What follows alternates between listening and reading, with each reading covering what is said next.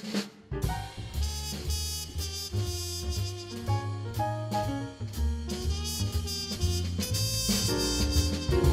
everyone hear me? Good evening, everyone. Welcome to the Greater Barrington Chamber of Commerce 2018 Annual Dinner. My name is David Ranson. I'm an advisor with Edward Jones at the Barrington branch, and as a member of the Chamber since 2001, I'm again pleased and privileged to be your Master of Ceremonies tonight. We start our meetings customary with a flag salute, so I want to call up to get started with the meeting this evening our Barrington's first Citizen of the Year, Joel Sherburne, to lead us in that. Joel, come on in.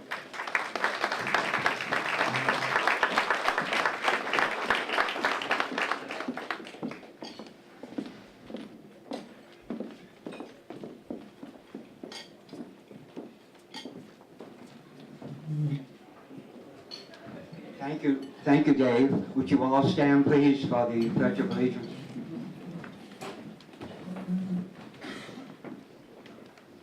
I pledge allegiance to the flag of the United States of America and to the republic for which it stands, one nation, under God, indivisible, with liberty and justice for all. Thank you. You may be seated.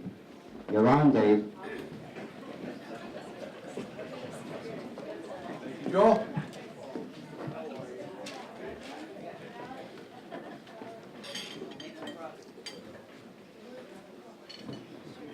So for those of you that have never been to a chamber annual dinner, there are programs around the table and you can kind of follow along with what's going to be happening tonight. But I do want to make clear that it's really a chamber choice of how this evening plays out. We've started a tradition of making our annual dinner really a spotlight and focus on two awards that we give out every year. One of them being the Business Leader of the Year. That's, of course, a member award that we're happy to give out and recognize someone with the Chamber and for their feedback and help with the Chamber and the events that we get involved with. And then the second one is for the City of Barrington, or the Town of Barrington, I should say, where we give the Citizen of the Year. And that's a tradition that goes back all the way to 1990. And so we're here tonight to really put the focus on two award winners. If you look at your program, you'll see the front of it says walking the border and keeping the order. The guy walking the border and who has been walking the borders since 1992 with his survey equipment and helping many people, property owners and the like, get through these maps and figure out what's what with the borders is our business leader this year, Ray Bisson. So let's give him our first hand.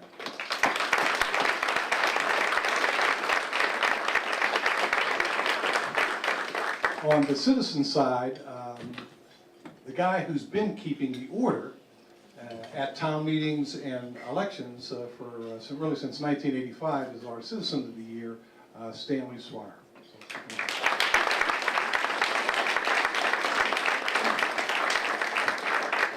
So again, with this intimate group we have here, I just want to let Stan and Ray know that this is your night, and we as a chamber are pleased to be here with you and spend some time with you and enjoy it so much. So thank you.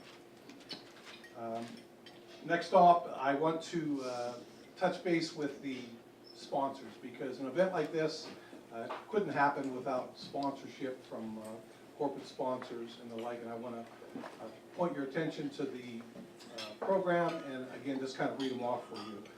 Tonight our host again, as is self-evident, is SK Greenside Bar and Grill. So Steve Fields and his group here has really kind of adopted this program with it. They've been great supporters. They give us a great situation here to have this event every year, and we just are so pleased to have him host us again. So let's hear it for Steve Fields and his group.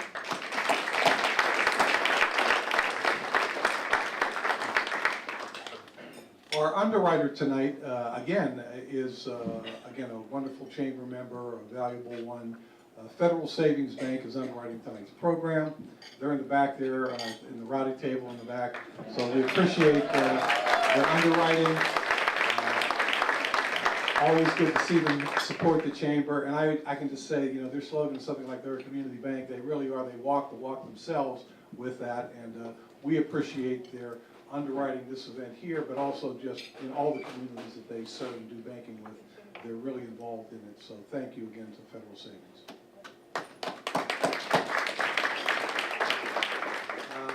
Those of us in Barrington may know it as Yankee Equipment.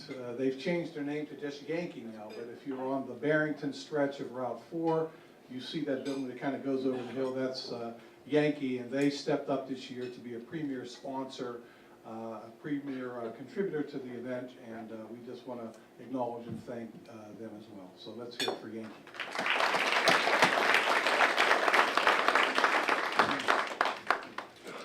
I'm going to read the contributing sponsors next. They're also listed in your program in the middle there, so I'll start at the bottom.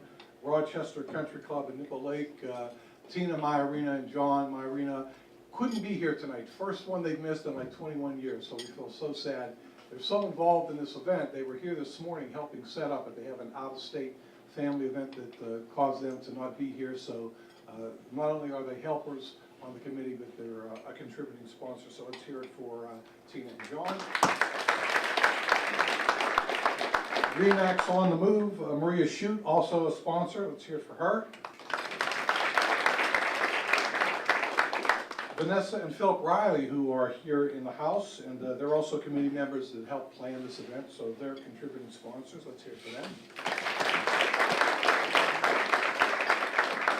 Suzanne and Paul McNeil sitting at our table up front here. They're committee members, or at least Suzanne is, and they're also contributing sponsors. Let's hear it for Suzanne and Paul. Thank you. Linda and Jim Sunderland, JJ Construction, JJ Sunderland Construction, again, contributors again, committee members, basically chamber royalty. Let's hear it for Jim and Linda.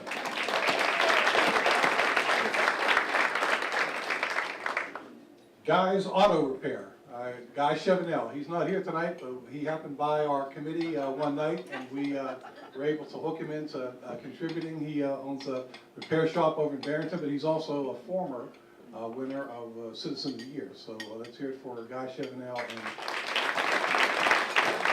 his Auto Repair.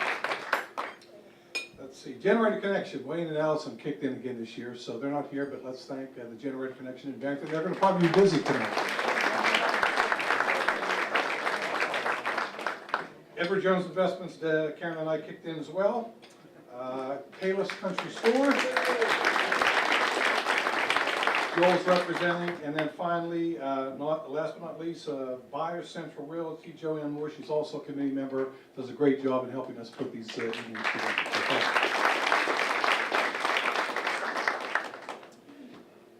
All right, significant year, I would say, this year for the Barrington Chamber of Commerce. We are celebrating, we marked our 25th anniversary as a chamber, and so a lot of the people here may not know that that's how long our little chamber has been around, and it's morphed over that time from just the Barrington Chamber to the Greater Barrington Chamber, and now we're over 160 members strong and getting stronger every year.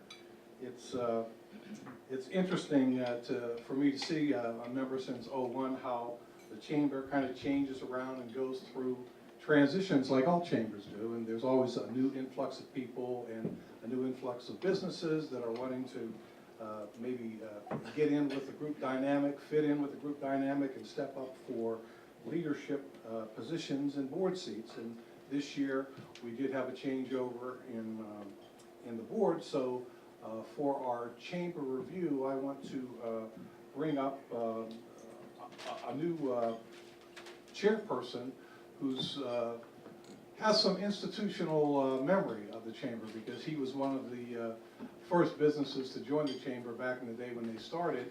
He's always been involved as a supporter, but more recently, in just the last several years, maybe 3 or 4 years, he's kind of re-emerged as someone to help the chamber. Dave Goodwin of Emmanuel Insurance is here, and he's going to be giving us our annual chamber update. Let's hear it for Dave.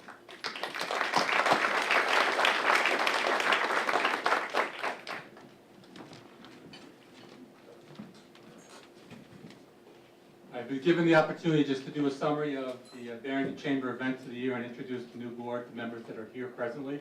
Just out of curiosity, how many people have got ready to come to this event and had no power? No? And it's like, now what do I do? My wife said to me, good thing you put that aftershave on.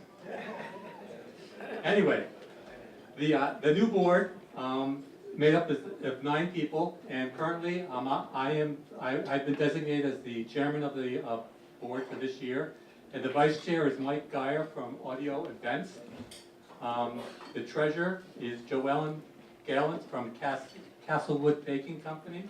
Secretary is Lisa Nadu from New Hampshire Federal Credit Union. Cindy Fairbanks is a board member from Great Bay Coffee News. Mary Shute from Remax on the Move. Peter Deely from Bricks and Barn Realty. Ray Grissom from Stonewall Surveying. And Wendy Cloutier from Prime America. That is making up the new board, and actually it's kind of fun to have new people come aboard because that new blood, new ideas, and new opportunities to find ways to reinvigorate and to do things and maybe relook at things and how to improve them. In fact, at the last board meeting, Ray came up with some great ideas. He's already met for the Peeper Fest with the person who runs it, and that's going to be the 25th anniversary this coming year for the Peeper Fest. And so that's going to be a really special event this coming May when it takes place. We'd also like to thank Katie Buick from Federal Savings Bank as the outgoing board chairman. She did a great job and it's very much appreciated.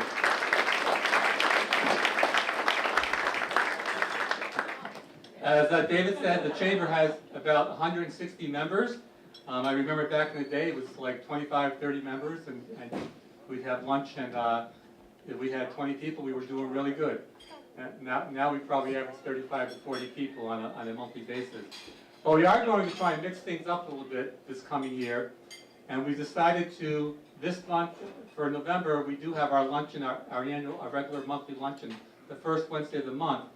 But we're going to alternate and have breakfast every other month on the same first Monday of the month, thinking that will maybe draw some additional people and stimulate some other people, because some people can't make lunch. So we want to give it a try and do something a little bit different. This year, several events that we had the 24th Annual Peeper Fest, as we just mentioned. This coming year will be the 25th. The Peeper Fest primary function is to raise money for scholarship for Barrington High School kids, and we give away we give away $3,500 in scholarships, and as a small chamber compared to like Dover and Rochester and stuff, we give more scholarships than the larger chambers around here. And there is talk of possibly this coming year to try and have one scholarship be worth $2,500 in recognition of our 25th anniversary. So we really are trying to step it up and do a lot to give back to the community and to the younger generation that's coming up. The next thing is we also have a scholarship dinner to recognize the people who received the scholarship, and that's a great event in the evening. And then we have the 25th. We have the 25th annual golf tournament. The Barrington Chamber Golf Tournament has sold out probably for the last 7 or 8 years, and as far as I know, it's the only golf tournament that sells out. Most people fall short and looking for the 144 players, and if they get 125, 120, they're happy. We sell out, and there's actually a waiting list if you wish to play golf in our tournament. And then we had the 25th Chamber Anniversary Cookout, which was at my office at Emmanuel Insurance. We probably had about 80 people come. It was a great event. And we had Rick Rice, who was the founding president of the Barrington Chamber, and actually was probably the president for 7 or 8 years in a row. And he came, he spoke for a few moments, and some of the old timers came to visit and had a chance to reconnect with him because he lives down at Dover Point Road. We also want to encourage you to visit we have a brand new website. We hired someone to do it. It's a really snappy website, and we'd love to have you come visit it. 2 weeks ago, we had the Members Appreciation Breakfast. Had a good turnout of about 45 people. And we had bingo a couple of weeks ago right here in this hall. And we've got a good turnout for that as well. And this evening, we have, obviously, the annual dinner for the business leader and citizen of the year. I do want to say one other thing is that we're adding this winter, we're going to have breakfast with Santa Claus on Saturday morning. I believe it's going to be December 22nd from 8 to 9 o'clock in the morning. It was very difficult to get Santa Claus to come because he is very busy and he can only give us an hour slot there. But we're going to be serving breakfast, and if you have kids or grandkids who love to spend a little time with Santa Claus and have breakfast with him, we encourage you to put that on your calendar. And with that, I just want to say the Chamber cannot do what it does without your support and with your help, and we very much appreciate it. So thank you.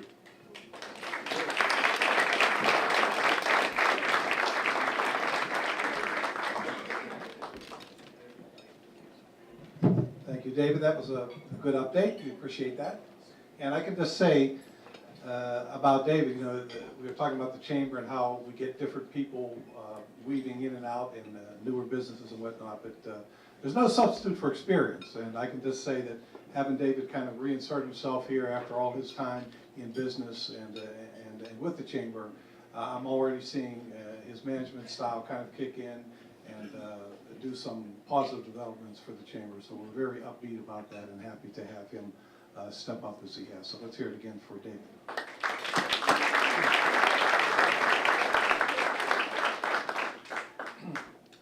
My favorite part of the program is next.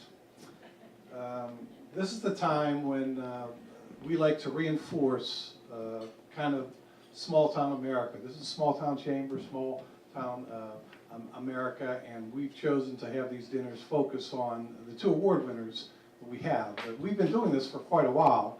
The town has and the Chamber has. So we like to, while we're here together, acknowledge those people who are present that were past award winners of this, on this night. So I'm going to start this off with chronologically going back to the first Citizen of the Year in Barrington, and that was Joel Sherburne. So Joel Sherburne, 1990 Citizen of the Year. Most all of us that are from Barrington know him. He kind of has gotten this nickname of Mr. Barrington, and it's an apt nickname. He's been doing so many things for the town for so many years. He's the voice of Kalos Country Store. He's worked a lot with the Rochester Fair that's now rebooting itself, and he's back in the chair there too. He has done so many things, been recognized during the Bush administration as one of the 1,000 points of lights that are out there. He's started the EMT group in town, did a lot of education with first aid stuff throughout the years, does a volunteer show every year that raises money, a variety show I should say, that raises money for the food pantry and the American Legion. So he's done so many things you think that there'd be a book written about him. And there is. Okay. So we have this book that came out last year. It's available at Kalos. It's called 60 Years of Cutting the Cheese, Joel Sherburne and the Kalos Famous Country Store. So I can recommend it to anyone. It's available at Kalos Country Store, and it's a lot about Kalos and a lot about Joel. And so I give that to you for your consideration. Let's hear it for Joel Sherburne.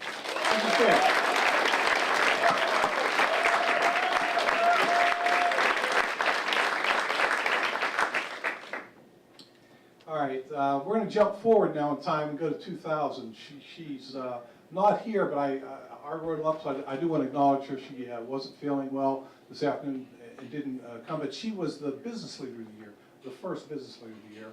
Her husband's here, Ron St. Jean, but I'm talking about Diane St. Jean. Back in the day when the Chamber was still young, Diane was one of those initial worker bees that all chambers have that get everything done, that can do everything that needs to be done, and she had a design business at the time. So Diane St. Jean, although she's not here, we miss her, but hopefully she'll get well soon, and let's give her a hand.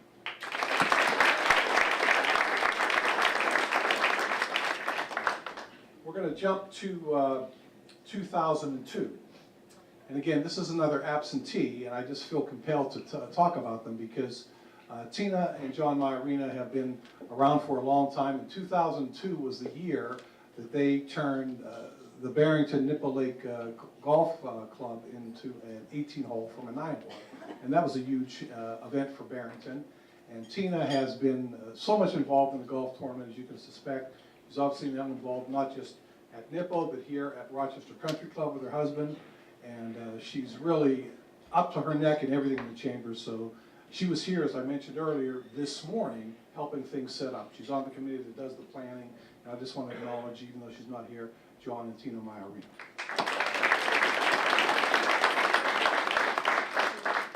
2003, we're again going up through time. Federal Savings Bank. That was the year that we named their branch manager, Paula Blanchette, as business leader, but really their stamp on the chamber continues today. Federal Savings is now kind of headed up with Katie Buick. They're the underwriters tonight, and they continue to be a valuable member for the chamber. And in 2003, that was the year that we recognized them, so let's give them a hand.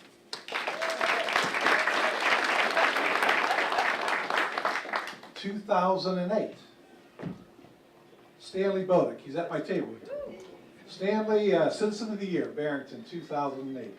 He was recognized really because he is really has adopted and taken a big interest in the Barrington Food Pantry. A lot of people throughout time have come and gone through that organization and helped out, but Stanley's been a mainstay through the years. He's still involved, and I guess on paper is considered still the president of that organization. They obviously do a lot of work, good work for Barrington with the food distribution. So let's hear it for Stanley Bodick.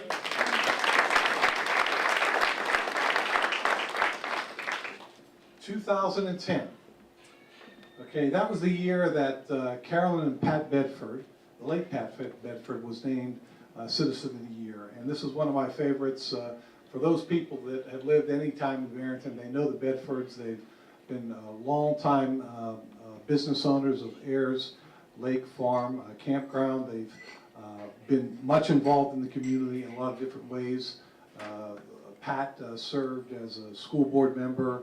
He was also vital in a time of growing pains with the chamber as a counselor to us to kind of help us take it to the next level as a real chamber, and we still appreciate his counsel for that. And anyway, they were named that year Citizen of the Year because that was the year that they donated a land grant, put some land into easement around Stonehouse Pond. So if any of you have ever taken that hike around Stonehouse Pond or even know where it is, it's a gorgeous area, and now it's in preservation, and that's why we recognize them. So she's here tonight, Carolyn, with her son, Tom, and thanks so much for coming. We really appreciate it.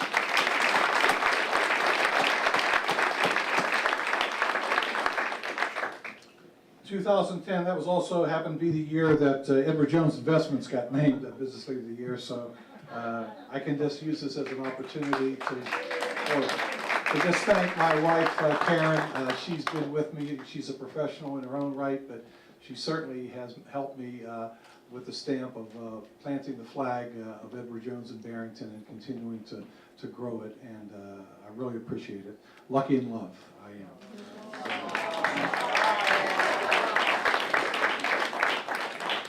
Okay, 2012.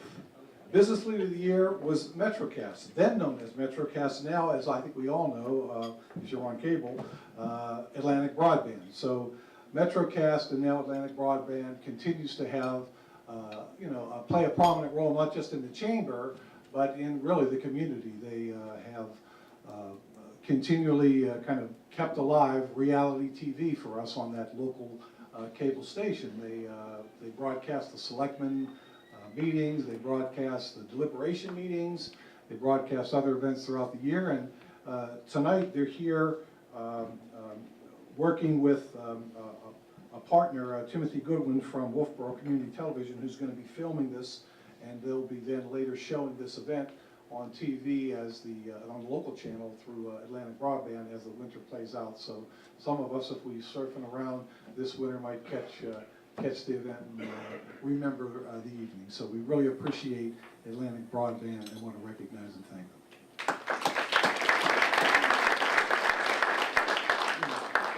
2013 is the year for Business Leader Jim Sunderland from J.J. Sunderland Construction. Again,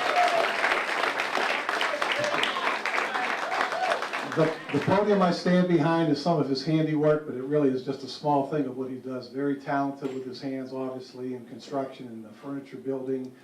But more importantly for the chamber, he and Linda, really from the early days, have continued to stay involved with committee work, helping plan this evening, and so many other things are involved with the golf tournament. And we just really appreciate knowing both Jim and Linda, so let's give them another hand.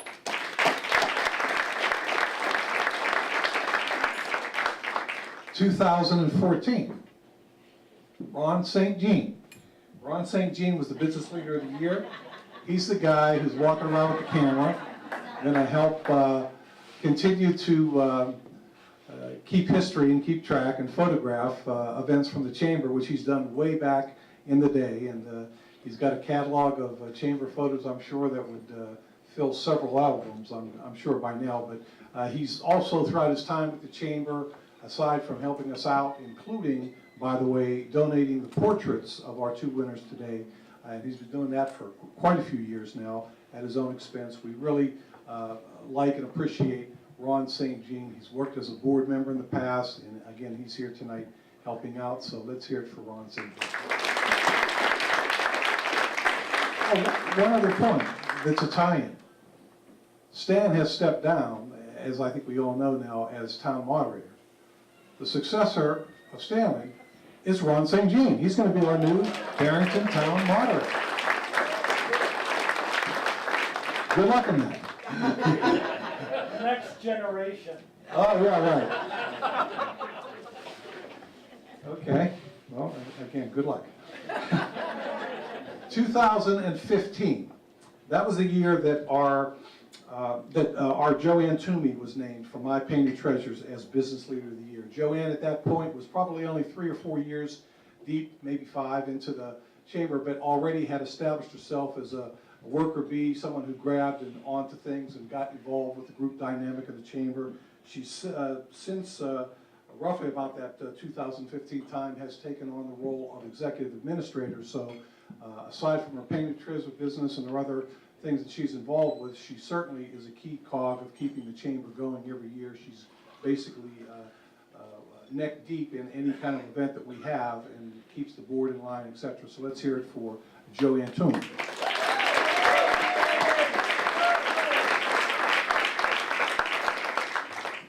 In 2016, we're back to Citizen of the Year, and this one's a little bit different.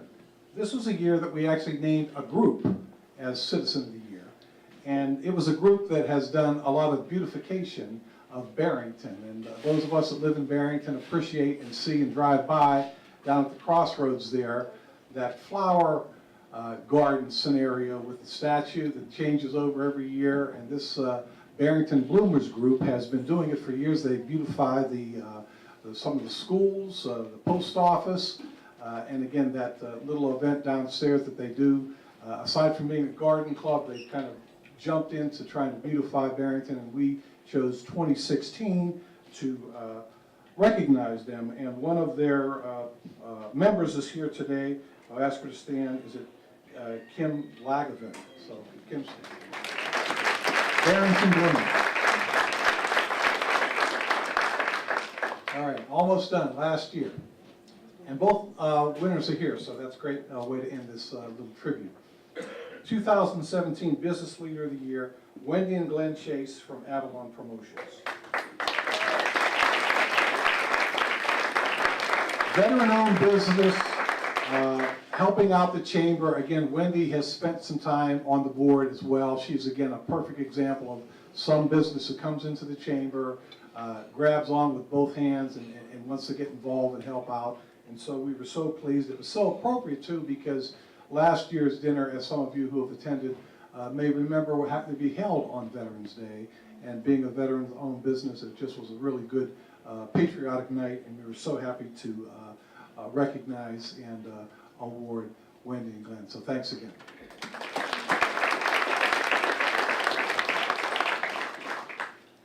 Finally, last year, 2017, Citizen of the Year went to Dr. Paul Silver. He's here with his wife, Donna. He, at the time, was the commander of the American Legion Post 114, and in those years leading up to 217, he probably had more to do than anyone with actually turning the Post 14 to from an orphan into getting a home spot at the Catholic Church there that's on the old Route 9 there in town. So after not having really any solid home, he kind of led the way to get a permanent home for the American Legion. They joined the chamber, he's embraced the chamber, and really just an outstanding person, military background, and so we were honored and so pleased to recognize Dr. Silver on Veterans Day also last year. So please stand, Paul.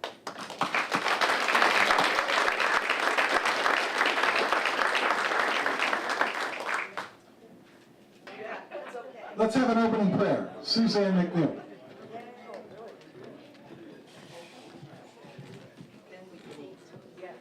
Let us pray.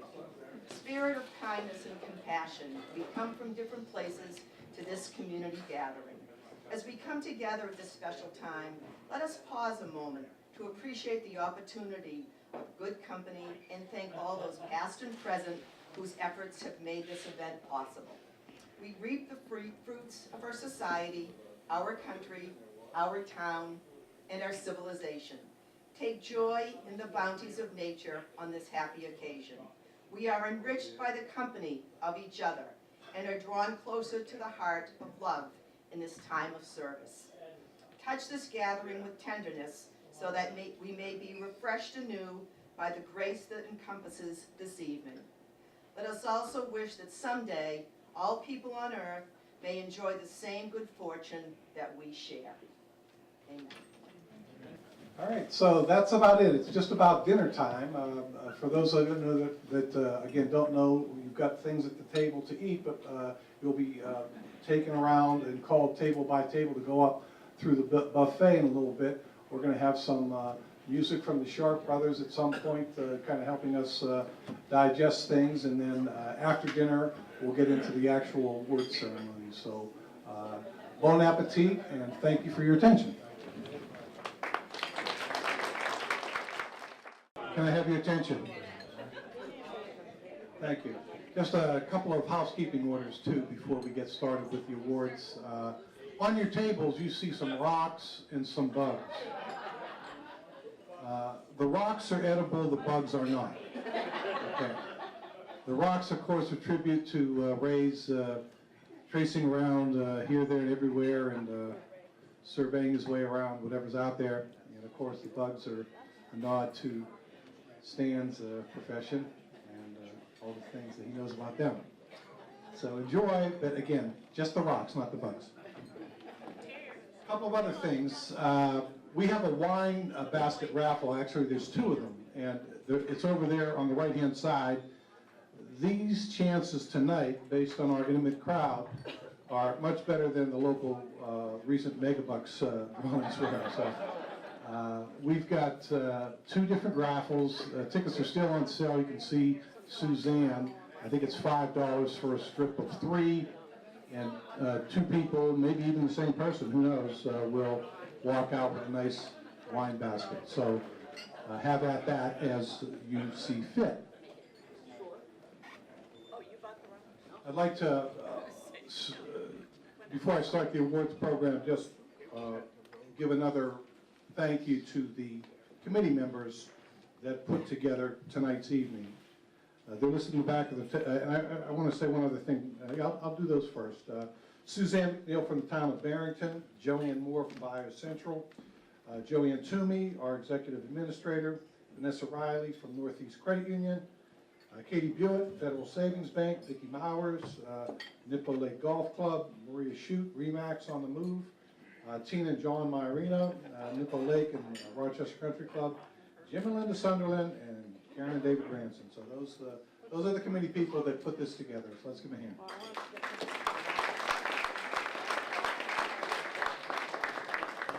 Just 2 other quick notes for our thanks. The programs that at your table was put together again this year by Design on a Dime Marketing.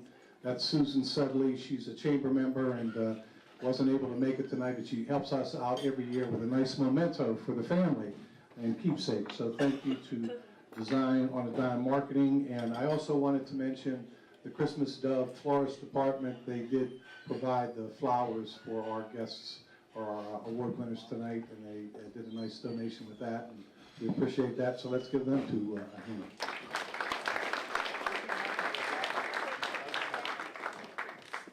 The committee. It was amazing. Okay, we're going to move in now to the Business Leader of the Year award.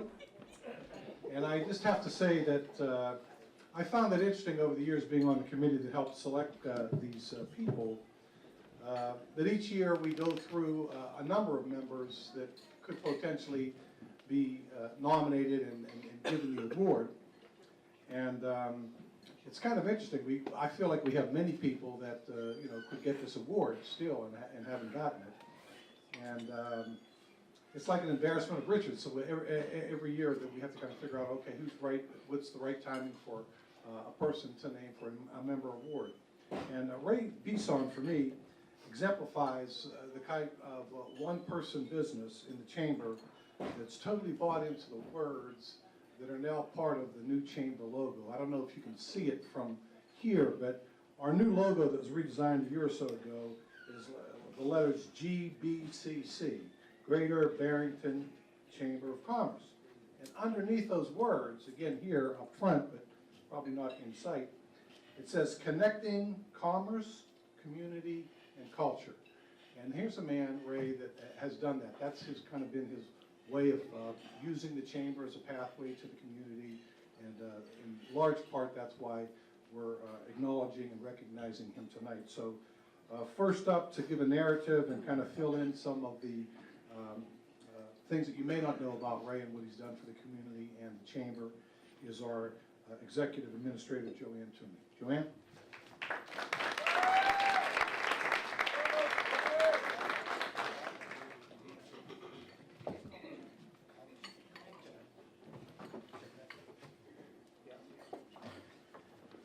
Good evening, everyone.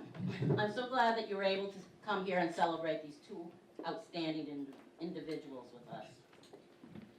As the Executive Administrator of the Greater Barrington Chamber of Commerce, I was asked to say a few words about Ray Bisson and his involvement with the Chamber. I'm going to keep mine short because Ray's wife, Tracy, has a lot to say about it, which I'm sure is going to be a little more interesting than what I'm doing. I also need to make sure I don't go over my allotted 3 minutes, because David is quite the stickler with how much time we each have. He wants to keep everything on time. Of course, we're pretty far behind right now, aren't we, David? Sure. Ray joined the Chamber in 2012 with Stonewall Surveying. I remember Ray showing up for the business after hours and the monthly membership meetings right from the beginning. Always friendly and helpful to all. The more I got to know Ray, I knew he was the type of person that would soon get more involved as time went on. So before long, Ray was involved with the Peeper 5K Run-Walk race, which funds our scholarship program. We all seem to find that one event is very passionate for us, and the Peeper is for Ray. Ray has been involved with the Peeper 5K for several years now. He's been there to help plan, stuff bags, set up, take down, and he runs and he gets a team together. He also has been the right hand to the committee chair, Stacy Gallant. Last year's Ray's team won for the largest team. Usually TurboCam does, but Ray outdid them this last year. Well, at the same time, he was raising money for the Barrington Food Pantry. Talk about multitasking.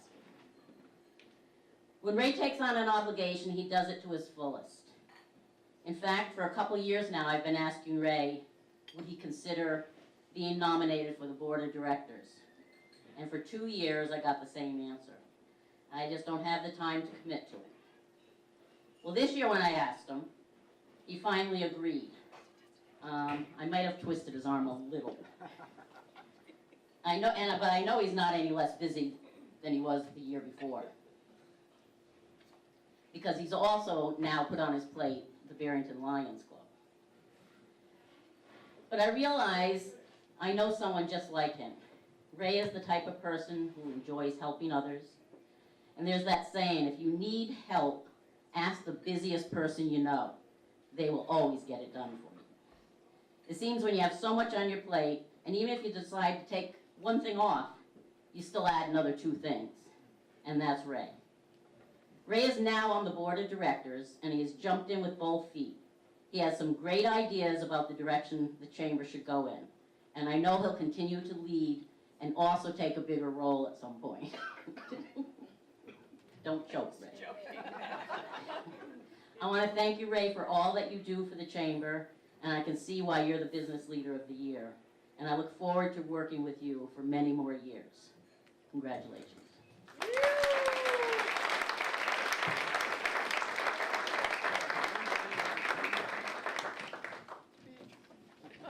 All right, gentlemen, we're back on track now. Thank you.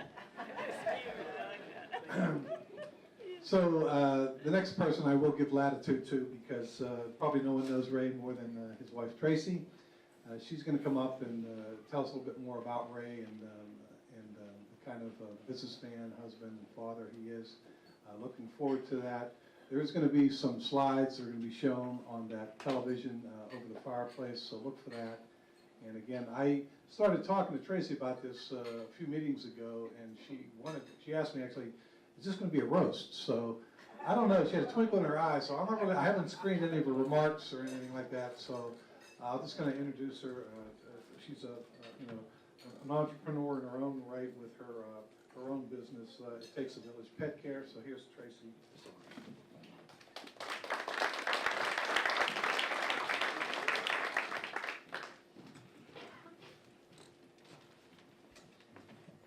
Thank you, David. And yes, I was told this could be a 1-hour roast of Ray. All right, that'll be next week.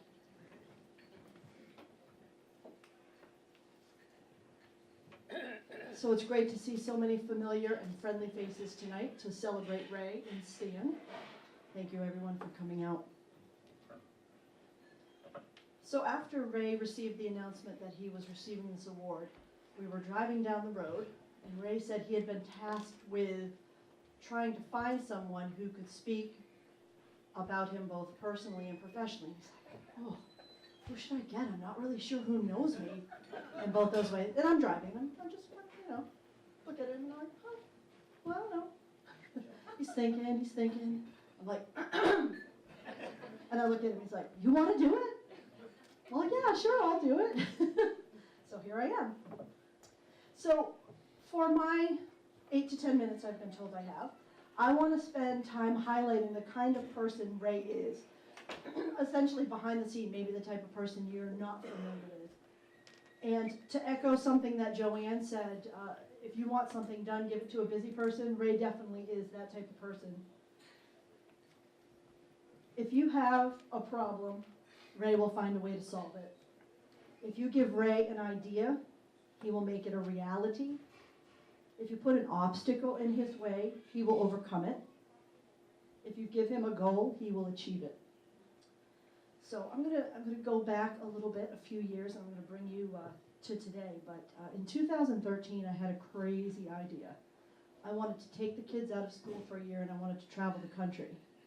Well, I couldn't do that without Ray's blessing. And I had to make that a reality to Ray, but beyond that, we had to make it a reality overall. And this is a little bit about that trip and that journey. See if I can get this to... All right, Ray, tech guy. Make it work. Excuse me. It's on. It was working when we tested it on Friday. Probably not.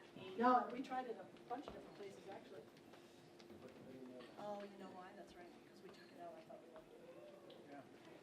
See, when you want something done or solved, you give it to Ray. But that reminds me, the power went out right before we came here, and I hadn't printed out my speech yet.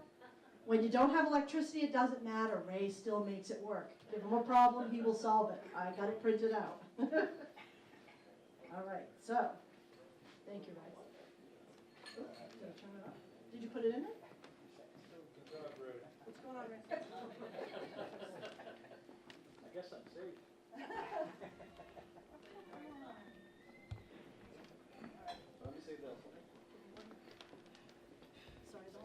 she was there.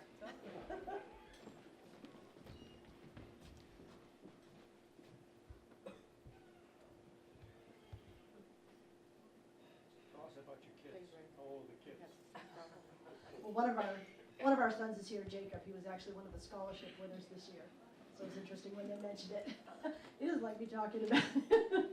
He came all the way up from Dean today where he was playing football to join us, so we appreciate that.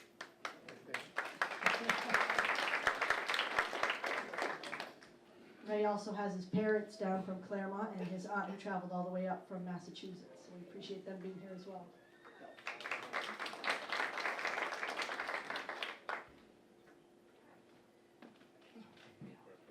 Ray, why don't you just try opening the screen, maybe? It worked before. I apologize, everyone. Thank you for your patience. Oh, there we go. Is it going to work? Okay. Thank you, Ray. Okay, well. Makes it happen. So once I sold Ray on this journey across the United States, we had to make it work. We had to figure out how we were going to get across the United States and make it work for our kids too. So just a few illustrations I wanted to show you about the equipment that we needed to get across. This is us leaving Massachusetts in August of 2014. It took us about 18 months to get to this point once we had the idea and to make it a reality. So in the next picture, we had to do some special outfitting because Ray and I still worked. We couldn't actually take the year off, unfortunately. So he outfitted different parts of the camper to do different things that we needed. He set up an office space in there, took out a couch, put in computers. On the next slide. See how well we work together, Ray? So very quickly in the trip, we found out that we were overweight in what we were towing. So that was right off the bat. So nothing we could do about that. We just hoped we wouldn't get stopped. Traffic was always an issue. Ray towed us through traffic in LA, in Chicago, in all of the major cities, pulling a 40-foot fifth wheel in rush hour traffic. But, you know, this is something he's never done before, but was that a problem for Ray? No. He overcame it. He was confident. He got us through. And he drove 25,000 miles. Nobody else helped him. This was all him. So on the next slide, you'll see some of the terrain obstacles we faced. Oh, gotta go the other way. Is it working now? There we go. So here we are climbing the mountains with 40 feet.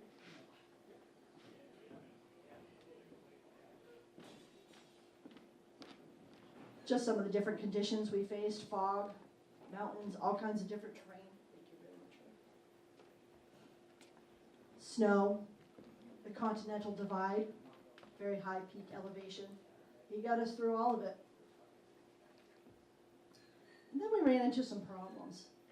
So we underestimated the roof height at a gas station in San Diego. Here we are currently stuck. The part on the top of the camper that you see is the AC unit. It became wedged underneath. We called AAA. They couldn't do anything for us. Ray fortunately found a former Boy Scout father who had some great ideas, and with Ray solved the problem. You can see Ray's deflating the tires to try to bring the camper down. The picture above on the right is a bridge that was not marked to its height. So Ray got to the bridge, thought it probably wasn't high enough, and backed up the camper all the way. So again, there was no obstacle that Ray was not able to overcome on this journey. Except this one was a problem. Ray had to wait. There was nothing he could do about this one. But they did eventually move.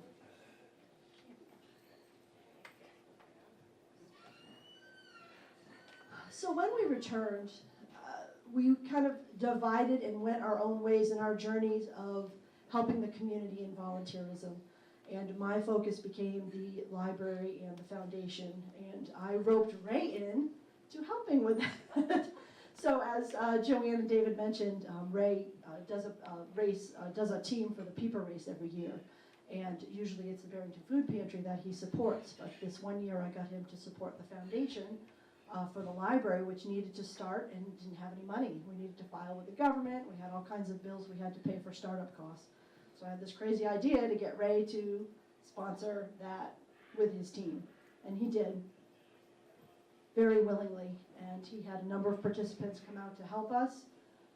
You can see all the corporate sponsors as well that partnered with Ray to make this a reality. And the picture on the top left, which was taken by Diane St. Jean, shows the efforts of that team. And we, with an anonymous matching donation, we were able to raise $5,000 for the foundation that spring, which was amazing. And made that a reality. And I don't know if anybody's keeping track, but we're almost to our $500,000 goal. And that started with a thought I put in Ray's head.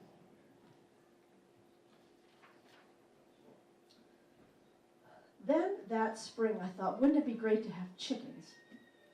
I know I'm going all over the place here, but again, it was, Ray and I laugh about this. I put it out there, I like to just kind of put it out there and see how Ray will react. Ray's like, chickens, really? How are we gonna do that? So I found a chicken coop from another family in Barrington, but we had to get it to our property. I'm like, Ray, can we do this? So Ray rallies all the troops on Hall Road and says, hey, come on down, we're gonna move a chicken coop, it's gonna be fun. So you can see here the efforts. Had several people come down, including their sons, come and help us. Ray, this is the early pictures, but then when it was all said and done, because what you may not know about Ray is he is a perfectionist, and this coop just was not perfect. It needed to be the Fort Knox of chicken coops. And of course it needed to be red, because I asked if he would do that. There is nothing that can penetrate this coop except maybe a bear. So when Ray does something, he does it all the way. He is a very detailed, focused individual. All right, enough about chicken coops. So later on that fall, because the Peeper race for the spring was focused on the foundation, the Barrington Food Pantry did not normally get the support that Ray and his team gives. So Ray found out that they were having a little bit of a slower year because people really identify the chamber with, the food pantry with giving food at the holidays. So they usually get good support then. But in October, Ray found that they really needed stuff. So he created what was called Fund the Pantry. And he got all of these great businesses in the community together to work on this effort with him. And the ones that you see are in bold are part of the matching program that Ray created. So the goal was, we'll match up to this much and we'll raise that much, and all of these businesses will match that. So we had all these businesses that donated. We had 25 additional community members and their families that donated, as well as a young girl who sat outside of the Christmas Dove one weekend in October and raised funds. So Ray really started a movement with all of these people because Stan said, we're low, and Ray made it happen. They ended up raising $5,842.52 in that effort. And I think, was that a month's effort, a couple weeks? So again, Ray makes things happen. All you have to do is plant the seed.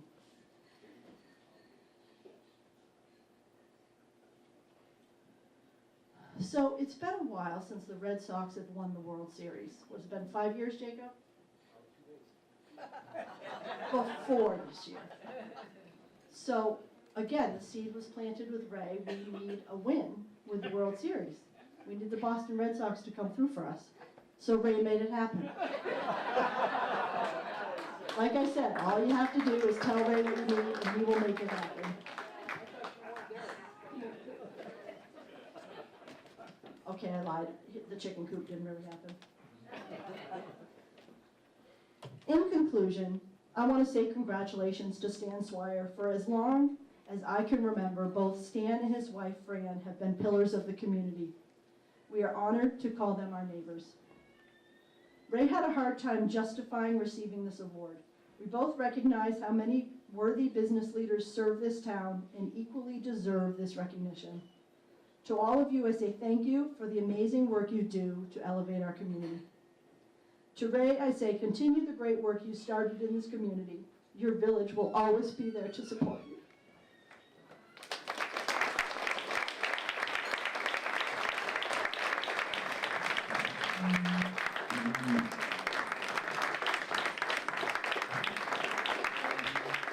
him up, Ray Bisson, Business Leader of the Year.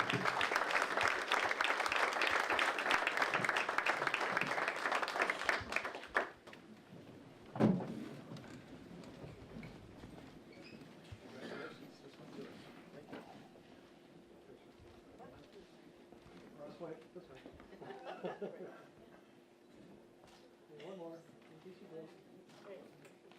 Cool.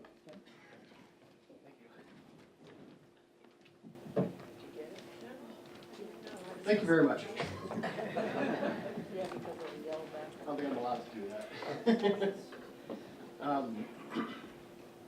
Thank you, Tracy. Good evening, and thank you all for coming. First, I'd like to thank Tina, David, Joanne, and Tracy for all their support, guidance to prepare for tonight in their kind words.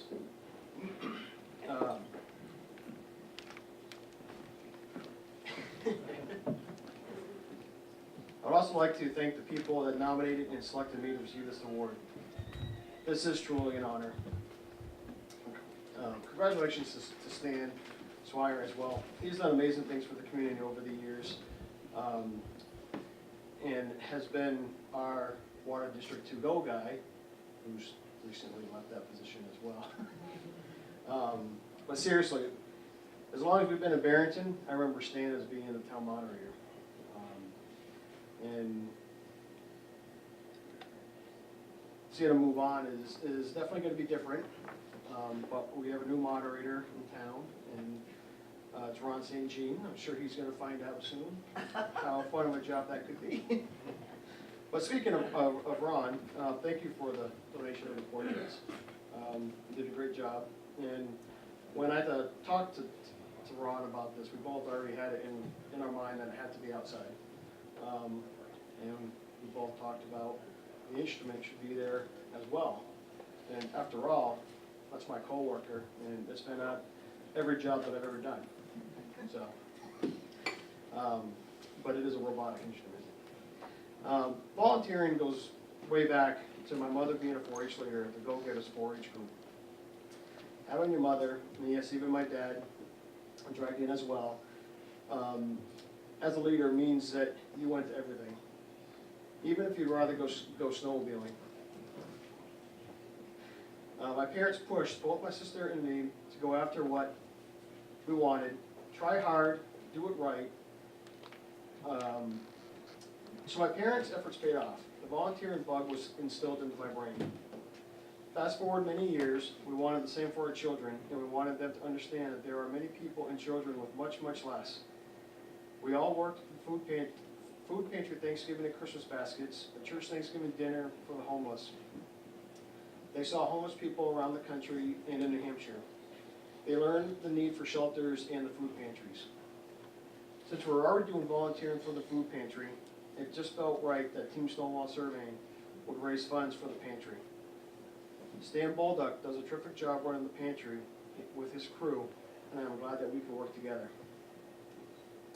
I wasn't always the networking person I am now. I was very reserved, still am on some things, like speeches. So when Tracy told me I needed to market my business and to go to networking groups, I was nervous. After all, I do most of my work in the woods.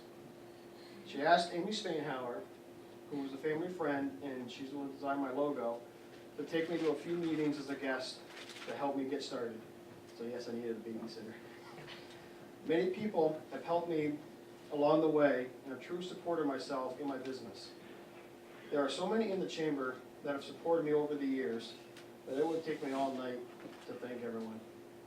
Many of them are in here right now.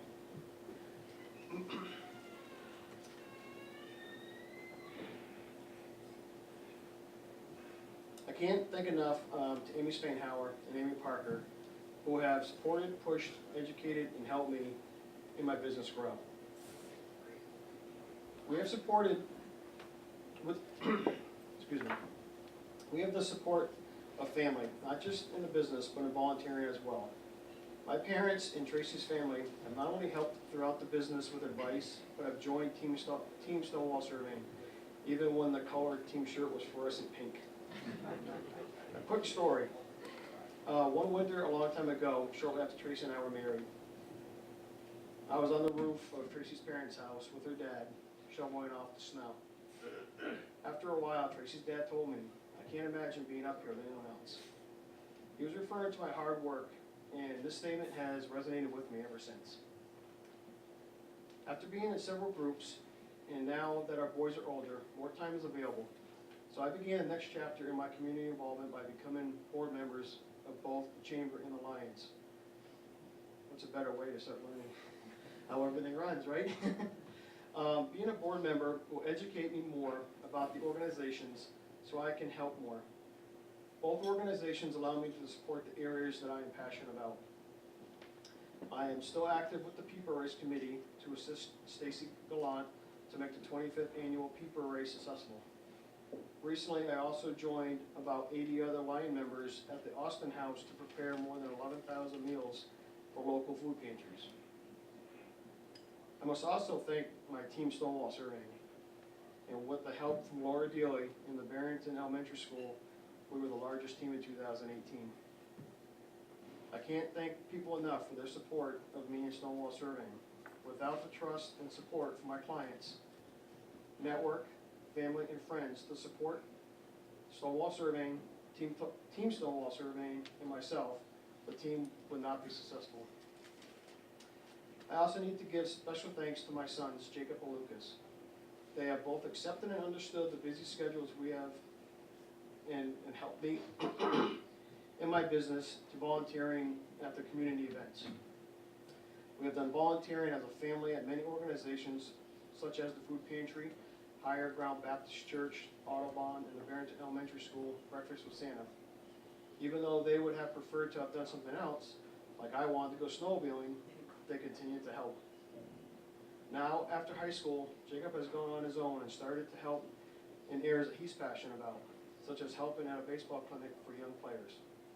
It is nice to see that the efforts are extending out to our children and volunteering bug is being instilled into them.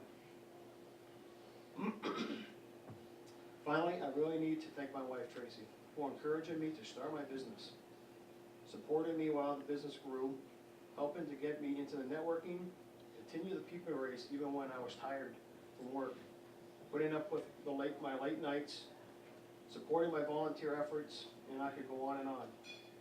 I cannot have done any of this without her support, so in reality, this award goes out to her as well. Thank you all for coming tonight.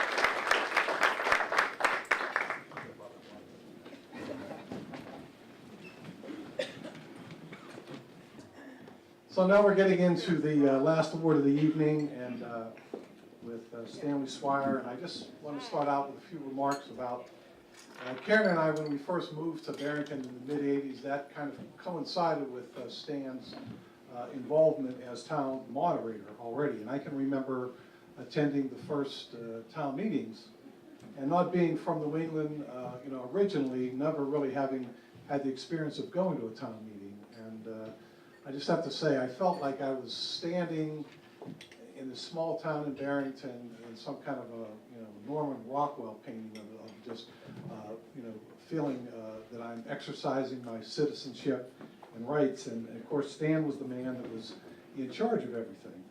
And this was, by the way, before the state changed its rules of how town meetings went. They had a Senate Bill 2, or SB 2 it was called, that kind of changed it back in the 80s and into well into the 90s, I think, and maybe even longer.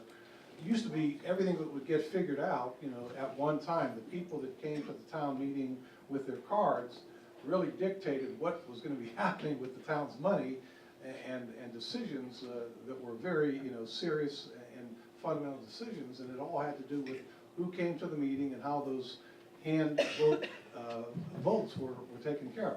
And wild things happened, as I know that Stan can attest to with some of the things. So it's an interesting story. He told it, I think, to Ron and maybe some others that know this. But I asked him about how he got started in as a town administrator, and he told me the story about how it got started. Around 1985, he'd been in town for a few years and wanted to get involved in the community and decided he was going to run for a selectman, because that was where the decisions of helping the town were made. And he went to the town office, and one of our former Citizens of the Year from 1994, I think her name was Mariel Leoka, said to him, don't run for selectman, Stan. You're not going to be able to win. No one knows who you are, and you should maybe run for town moderator. And the town moderator situation at that time was a fellow who had quite a bit of experience. He was getting up in age and had some health problems. His name was Fred Tim, and he was on the ballot unopposed.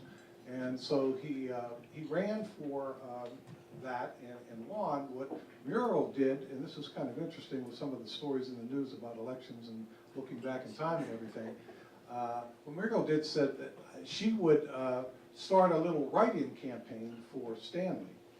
And it only took evidently 10 votes for a write-in vote to be considered winner if no one else had won it. Well, Fred did win it, Tim, but he was unable to serve. And so because this woman that worked at the town started a little mini write-in campaign of like 10 or 11 names, that's how Stanley became our town moderator in 1985, and the rest is history. How's that for an election story? So anyway, I'd like to delve into a little bit of how Stan kept the order. Remember the slogan, keeping the order. For those of us who've been to town meetings, most of us will remember that what Stan does to start these meetings is he has Stan's rules of order, okay? And he reads them out to the people that come to the town, and there's 16 of them. I'm not going to go through all 16 of them, but I thought several of them were worth noting, and I'll make mention of them now. Number one on the rule, and this is brilliant, the moderator sets no set rules of order. That's rule number one. There are no set rules of order. It's brilliant because if you think about it, Robert's Rules of Orders, or there may be a couple of others that are used, Stan was not going to let anyone kind of manipulate the ins and outs of this and that by going outside his control. And so that number one order, there are no set rules of order, search and will. The other one I appreciated with all the stuff that goes on with electioneering is only registered voters or town employees will be allowed to speak. I thought that makes sense. If they're spending our money, we should be talking to people that are paying taxes, and that was a good one. This is also important as meetings can get long.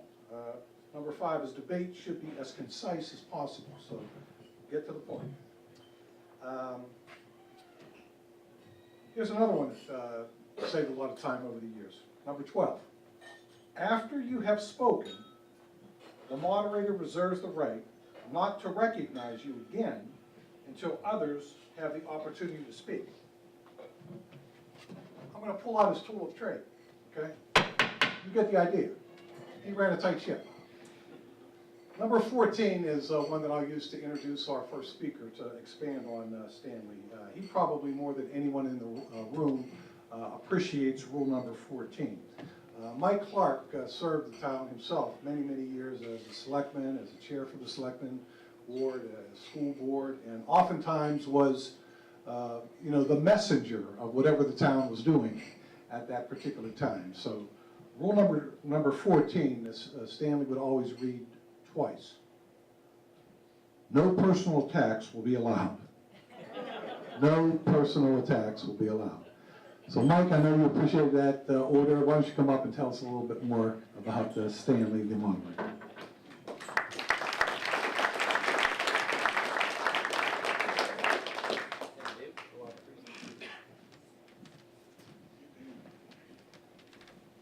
First of all, this is a walking stick, a cane. Everybody has been so nice tonight, up till now. I had no slides, Dan. But thank you, and it is an honor to speak tonight at this well-deserved occasion. I'm originally from Indiana. I went to Indiana State. And even back then, we had to take a public speaking class. And they taught us 3 things. Number 1, you never follow kids. Number 2, you never follow an animal act. And number 3, you never follow Joel Sherburne. And we had no idea who Joel Sherburne was. So I was supposed to speak last tonight, and I refused until they put me ahead of Joel. The other thing they taught us was, if you're up here and you're nervous, simply look out over the crowd. Picture them, every one of you, that's right, being naked. That's disturbing. I do have that sign, though, that says I was not born in New Hampshire, but I did get here just as fast as I could. My first 4 drafts were sent back to me by my editor, wife. She said, this is not a roast. We're supposed to be honoring him. So I've known Stan for many, many years. And as David said, I've served on a lot of boards, town boards, school boards, forest committees, and every time I looked around, every time I looked up, there was Stan. Stan was already there a step ahead of me. In addition to Boy Scouts and food pantry and water district and on it went, there was Stan. Over the years, my wife, George, and Fran both worked at the school district, and we all became good friends together and had some good times. But when it came time to fulfill our civic duties for the town, Stan was all business. We played by the rules. He wanted everyone to know that you had the opportunity to speak your mind, whether you were for or against, but that was your right, and he made sure that happened. He was fair, but strict. Rules are rules. As David said, every annual town meeting, Stan would announce, we're not going to follow those Roberts rules, we're going to follow Stan's rules. And that we did. Rules are rules, no shortcuts. They were always on display on voting day, town meeting day, and he ran them fair and by the books. Rules are rules. I will tell you something else about Stan that some of you may not know. Stan's a doctor. He's a doctor of entomology, bugs. I'll get back to that in a minute. So I was thinking, what stories could I tell that were appropriate? And most of them I came up with was, probably shouldn't tell the one about Campobello, and we had been to FDR's summer home all day, tired, got back to the B&B, just sat down, kicked her shoes off, made a cocktail. In came the B&B homeowner, a very nice lady, and her little yapping, ankle-biting Shih Tzu, I think that's what Stan called it. We were trying to be nice and bragging about the high-energy little puppy she had. Then it walked right over to Stan's sneakers and hiked its leg. Yep. Or I shouldn't get into a lot of detail. Tom can verify this. The time that Stan shot the woodchuck early in the morning in his garden. And let me just say, he wasn't dressed for hunting. Were the times he and Fran used to go out in the middle of the night when he was studying for his doctorate degree to lay in the fields and watch bugs have sex. That was that doctor thing. When Stan asked Fran, you want to play doctor? That's what he meant. But I can tell you 2 of my favorite stories. One of them is really appropriate tonight as we go home and task ourselves with adjusting the clocks, which is a challenge for some. This story was a spring story. where we moved the clocks the other way. You must know that Stan and Fran are both early risers. 6 o'clock in the morning, you'll find them in their breakfast nook, having coffee, watching Barrington come alive. This one morning, Stan's having his coffee. He says, Franny, I just feel like I didn't get enough sleep last night. Franny said, Stanley, that's because we moved the clocks ahead an hour. We lost an hour's sleep. Stan said, Franny, I know that. I changed the clocks before I came to bed. Franny said, you what? She says, I went to bed and I tossed and turned, couldn't go to sleep, and I knew I had to get up and set those clocks because I knew you'd forget. Just at that time, son Bobby walks into the room, says, I can't believe you people. I knew neither one of you could do that, right? So after I was watching Saturday Night Live, I turned the clocks in. Stan said, well, that explains it.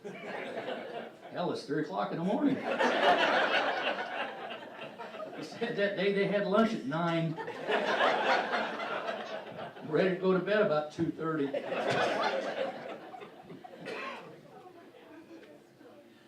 The second story happened in 1991, late 91. It was the big election of the 92 presidential contest. All of our meetings back in those days were in the Old Town Gym, where the rec department now is housed, and we would vote. Stan ran that meeting, tight ship as always. One of his jobs was he had to recruit, I don't know, I say 30 to 40 people to physically count the ballots. He used to lock the door when the polls closed, and then he would pair us off. You two take A through B. You two take C through D. One would read, one would mark. Every ballot, every contest. One for Bush.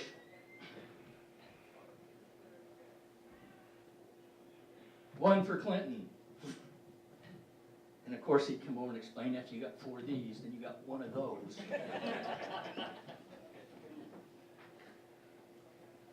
After all of that counting was done, you count all those, you add those up, and then you have to go back and make sure that you didn't count more ballots than what the clerks checked in. You can picture this. It's quite a night. Finally, about 1:30, Stanley stood up and declared, I think we have it. I think it's time for me to call the state and announce Barrington's results. I think us 30 or 40 people that night were the only people in the entire free world that didn't know that Clinton had been elected about 4 hours ago.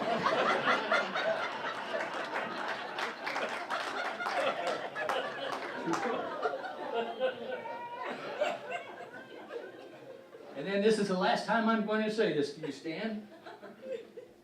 Mr. Moderator, I move this honor be accepted as written in the spirit of immense gratitude from the entire town of Barrington. It is an honor truly deserved. And personally, let me express how honored I am to speak on your behalf tonight, and most of all, to call you friend. Congratulations to a great guy, and thank you.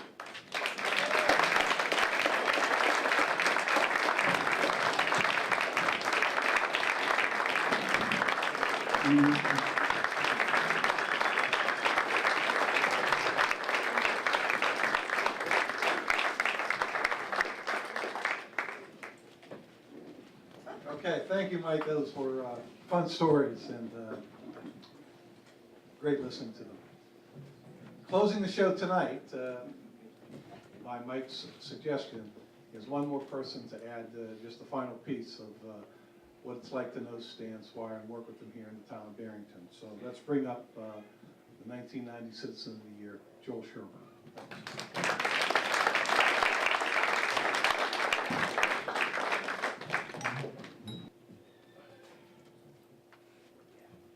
Thank you. Good evening. What a great evening. And it's an honor for me to be here and talk about the Citizen of the Year, Stan Swire. I have a few stories.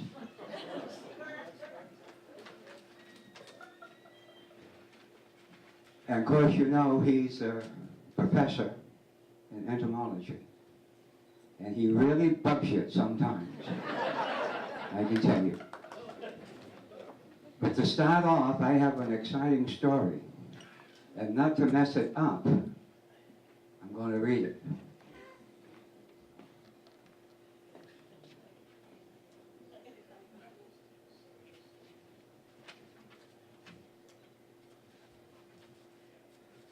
And it's titled, Bugs in School. And I'm going to read it word for word, because my memory's good, but it's awful short. When my son Bob was in 2nd grade, studying insects, he volunteered me to bring insects to his class for a show and tell. So I brought in mounted insects in glass cases, as well as live hissing cockroaches. Oh, it gets better as we go. And Harriet, the tarantula. The live specimens were a great hit. I let the students play with the cockroaches. Occasionally, the roaches would get loose and run around the classroom. The teachers went hysterical, but the students loved it. We had many roaches at the university, so I offered to give a pet roach to a student to take home if I got a signed note from a parent. Well, let me tell you, heard from parents, and not every parent wanted a pet roach in their house. So I couldn't understand why. They were clean, tropical roaches, not the roaches we find here. Why wouldn't they want a pet that was easy to take care? They only need water and Cheerios. Now that's a good mixture. However, some parents agreed and some roaches found a new home. Harriet was also a hit. She was so gentle that I would let her crawl all over me without getting bit. She never bit anyone. We handled her carefully. I assured the students she would not bite, and many would pet her, but the teachers weren't interested for some reason. One time Harriet got loose, and the teacher screamed and jumped on a chair, kind of out of control. The kids helped catch Harriet, and I got her back in her cage. The kids loved it. I thought I would never be invited back, but for the next 23 years, Harriet and the cockroaches went back to school. Quite a story, don't you think? Yes. Also, you know, he's quite an outdoorsman, quite a hunter. And one time, you know, and he's very good with a rifle, also with a bow, and as I understand it recently, with a Toyota. It didn't help things at all, I tell you. But anyway, that's beside the point. So that's just one or two funny stories. Now I want to get serious. And I want to say thank you, Stan, for all the individuals, all of the groups, the associations here in Barrington that you have helped. And many times I want to thank you for how you've helped me, and always have the table at voting day for the Barrington Do-Gooders Committee. It's very appreciated. And as I look at all of the seasons at voting time, and to see how you handle situations, very understanding, very responsible, professionalism, and how you'll help out anybody, and also, many times when the state inspector comes, it might not be the original state inspector, and many times they're there a long while before you realize they're there, checking out things. And I tell you, his record is outstanding. because he knows how to control things, how to run things, and how to treat people. And that approach is very important. And I just wanted to stress that as being the moderator. And also, too, I noticed past September, you were right there, willing to help in any way you could. As far as the new moderator, Ron, you were there as a backup to assist him, helping with all the others that run the show. And it's great. And I congratulate you and honor you for that.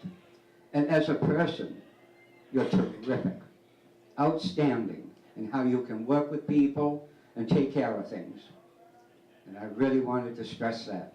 So finally, congratulations for the upcoming Citizen of the Year. Most deserving. I can't think of anybody else any better to get that award.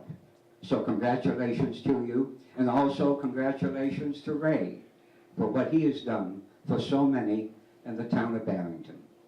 Thank you so much.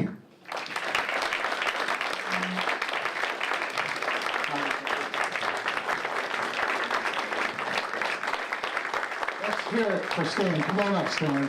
2018 Barrington Citizen of the Year.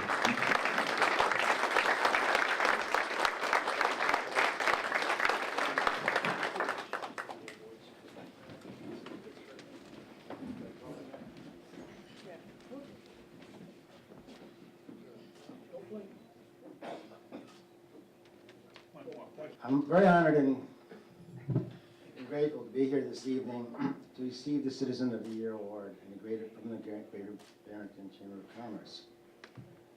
I want to thank everyone who has helped me as a town and school moderator for the last 33 years. And it's a big list of people, and I can only thank a few. Special thanks go to the town clerk, Kim, and her assistants, Debbie and Camille, for their hard work and dedication to ensure a fair election. Also to Suzanne McNeil and her supervisors for maintaining a legal and accurate checklist. I want to thank Bob DeTiercy, Peter Royce, and Jeff Langeman for assisting me at the elections. Their work was invaluable. Also thanks to Joe Sherburn, who we call Mr. Barrington, who has helped count ballots for 33 years, along with my wife, Fran. To all my election workers over the years, thank you for your support and dedication. It takes teamwork to run an election, and I've always had a great team to work with. Just phenomenal people. Lastly, I can't forget to thank my lovely wife, Fran, who managed to get me to every election on time with my thermos of coffee, snacks, and bottle of aspirin. Because sometimes elections can be a problem. So, it has been my pleasure to serve the town of Barrington as town and school district and the school district moderator and town moderator. Barrington is a wonderful town to live in, to raise a family, and enjoy the beauty of New England. Thank you for a great honor, and remember, don't go to vote on Tuesday. Go vote. Don't forget to vote on Tuesday, November 6th. And that's it. I want to thank Ray Bison for his winning the Business of the Year. I want to thank the Chamber again and all of you who have attended. And I want to also thank my neighbors and friends who have attended also. Thank you.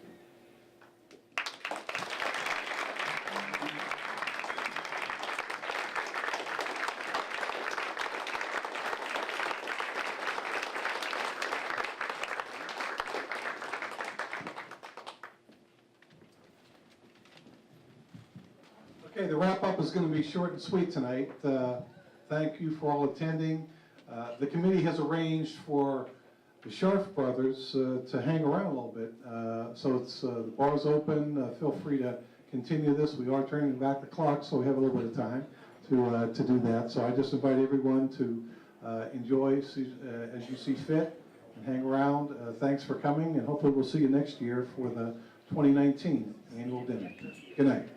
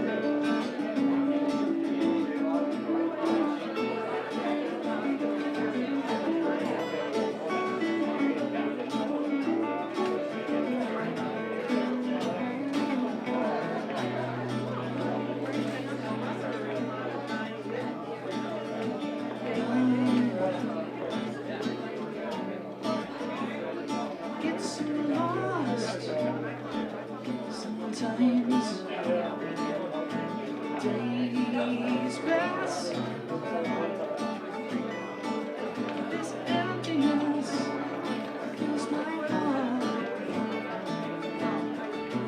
When I want to travel,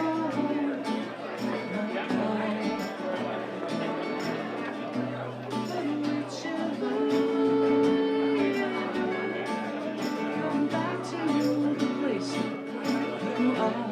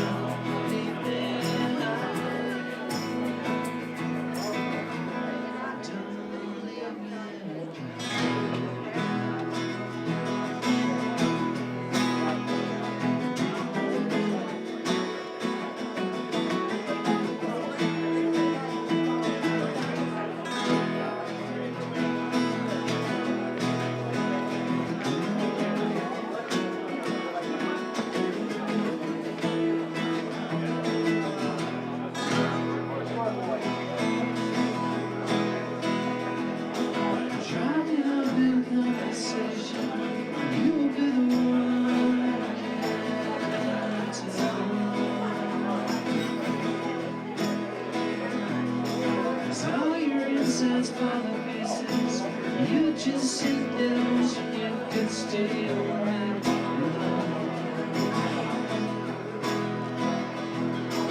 They'll be the ones who hate you when you figured out the world, sister.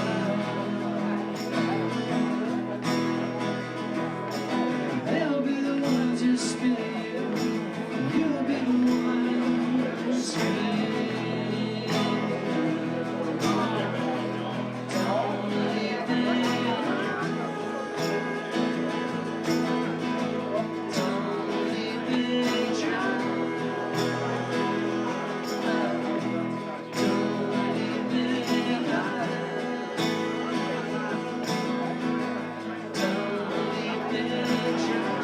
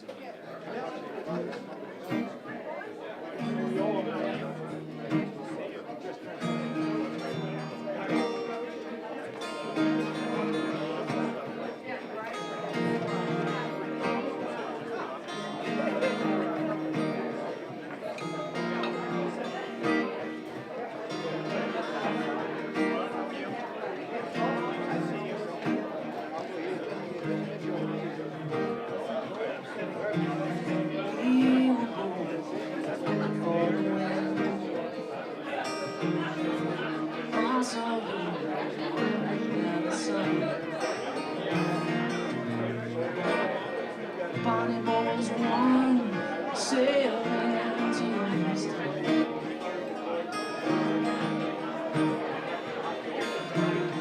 I'm not here, someone's crying. Can't see him in the sky. Just soul and spirit fly, yeah, to the stage.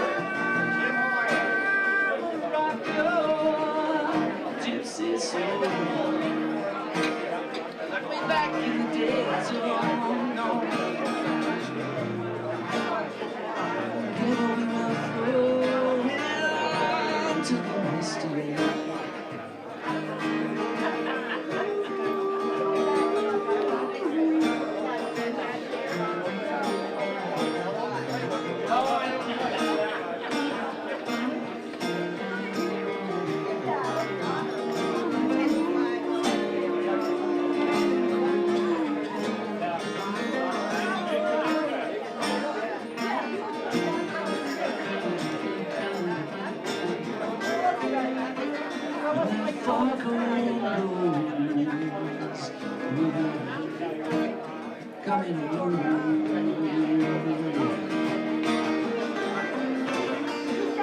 Foghorn goes, I've got to hear it.